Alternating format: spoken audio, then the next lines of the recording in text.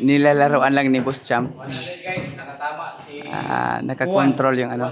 Nakakontrol yung kamaon ni Boss Champ. Para ito yung tinuturuan nila dito.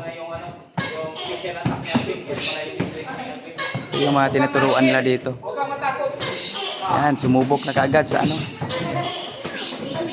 Hindi nirespeto si Boss Champ. Hindi na nirespeto si Boss Champ. Talagang tinatamaan talaga. Pero alam naman natin na nagpapapawis lang si Boss Champ. Nagpapapawis lang.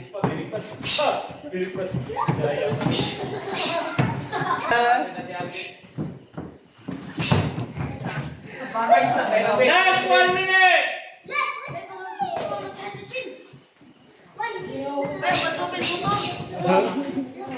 Bawas! 200, bawas!